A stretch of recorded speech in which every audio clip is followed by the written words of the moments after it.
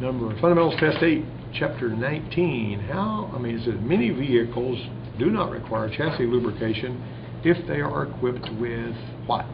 A, low friction suspension joints such as ball joints, sealed for life joints, or no grease fittings. Well, you see a lot of the vehicles out there now don't have any grease fittings, and they got the, quote unquote sealed for life joints and all that. All of the above is going to be right on that. What color is coolant leak? D. It'll be D. Could be any of them, depending on what kind of coolants you got.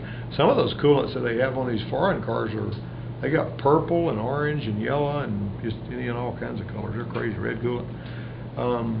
Which oil specification stands for the thickness?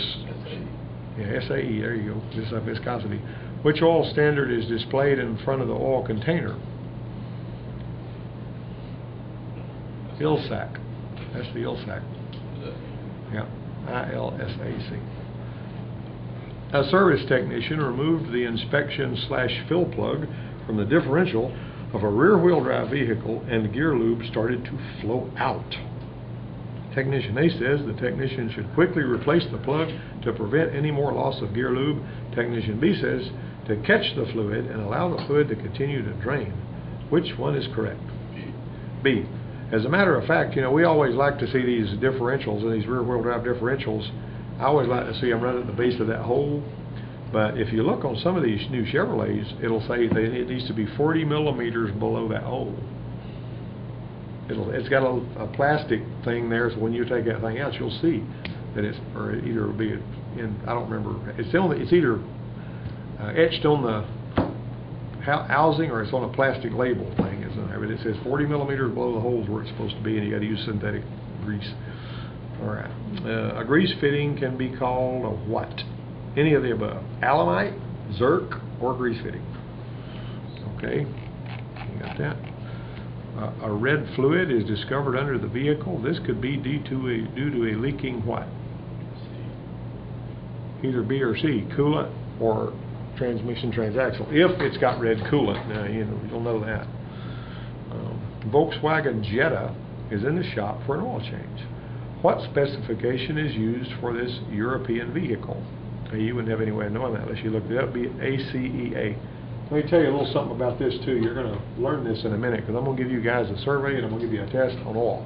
We're going to be talking about oil just briefly. I got to send this, back to the people I got it from. But your donut is going to have numbers on it. Letters on it. In addition to everything else, it'll have letters. It'll either have an SX, which would be, it'd be anything from an A up to about an N or something like that, or it'll have a C, up. Now, you know the difference between the S and the C classification motor oils on your donut, on your can? S is spark-fired engines. C is diesel compression-fired engines. You cannot take this and put it in there without courting trouble. But in some cases, or in most cases, you can take compression, oil and put it in a spark. It won't hurt anything. Now that I've said that, somebody will dispute that. But one way or another, always the rule of thumb I went was you can go one way, but you can't go the other. If it'll handle the diesel, it'll do a good job on the gas. Okay, you might notice, and here's the next digit here that's in that thing is the one I'm going to talk about now. The higher the number, the higher the letter, the farther down the alphabet it is, the better that oil is. If it's SA oil is not as good as S, B, C, D, and most of the oil that we got out here that we get from over there is SN oil. So it's real high quality oil. So just remember that. If this is spark fired and this compression fired, and the higher on the alphabet this is, the better the oil is. Like some of these right here will have a -4 or something like that after it too, which goes even farther. Friction modifier, anti-foaming additive is in big time in that diesel oil, particularly on the injectors that are operated by high pressure oil. So I just wanted to say that while I was thinking about it. Which is the typical lube used in rear drive axle assemblies? SAE 80WGL5, SAE 75W90GL5, SAE 80W90GL5, any of them, depending on the specs, right? Okay, do you know what kind of Oil goes in manual transmissions. You know, you ever put any oil in a manual transmission? It may have automatic transmission fluid, it may have 50 weight motor oil, or it may have some kind of gear oil. But most of your newer transmissions have a sort of a lighter oil in them now than they used to put in them. And here's the other thing, in a manual transmission, and you'll hear me talk about this again when we're studying manual transmissions, if you put oil in a manual transmission that's too thick, it'll cause the gears to clash. And so I've had that. I did that one time. I built a little manual transmission that went in a little Toyota car, and all I had on hand was some 85 W140 or whatever it was gear oil. And I figured, well, you know, thick oil is better than no oil, and so I put that in there. And that doggone thing, you couldn't get it in the area gear without it going clash, clash, you know. And I figured, I don't remember how I figured that out, but I said, well, it must be that oil. So I drained it out and put the right kind in there, which was, I think it wanted 80, you know, 75, whatever. And that took care of that problem. So remember, if you got too heavy of oil, or if you put the wrong oil in there, you can get gear clash concerns. And under the vehicle inspection includes checking for what? All of the above. Everything. You know, look at torn drive axle shaft boots, fluid leaks, exhaust system faults such as broken hangers or leaks. Okay, oil viscosity refers to what? Is it the color of the oil? Whether the oil is for gas or diesel? C. The size of the oil container? It's actually C, the tendency of the oil to resist flowing. Different brands of oil can be used in a vehicle from one oil change to another if they meet vehicle specifications, because all oil is what? You guys ready to learn a new word? M-I-S-C-I-B-L-E. That means you can mix it. Is that funny or what? I just say mixable. That's a word. If you look it up on your phone, miscible. That means that you can mix it and it won't cause a problem. What are two liquids can you think of that aren't miscible? Aeration? Yeah. Yeah, somebody right here. Yeah. Well, tell them to come in here. Hey, young lady, you bring me a key? Yeah. Now, he cut it, and these keys are made different from that key, and it's thinner. So when he cut it, that edge right there has a little nick in it. You want to see if So it, do you want to see if it'll work? You know, stick it in the car and see if it'll turn on the ignition. So make sure. Let me know. We're going to make another one and do the same thing. Do the exact same thing, exact same thing. My goodness. Let me know if it doesn't work. All right. Okay. Okay. Miscible is the answer, but that's a word you can use. If you got oil and water, will they mix?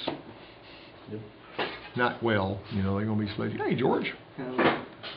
Okay. Which rating is the ACEA rating specified for use by many European vehicle manufacturers? That would be A3/B3. And once again, what does the W in SAE 5W20 mean? Somebody tell me. Your choices are winter, weight, without, or with. Believe it or not, Daniel, that word is winter. It makes it. It's stuck in there. It works? Yeah, but it's stuck. You can't get it out. Oh, well, that's I interesting. figured that's what happened. Okay. Well, we'll see. All right.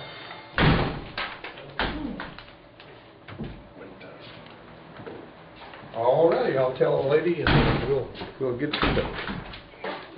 Okay, she's stuck. All right. Let me get her to give me a minute. Give me just a minute. I'll be right over there. Okay. All right. So, which of the oils is recommended by General Motors for diesel engines beginning in 2011? Dexos 2. Remember that. Dexos 2. What year is your Cobalt, you say? Yours is 07, isn't it? 06. 06. Okay.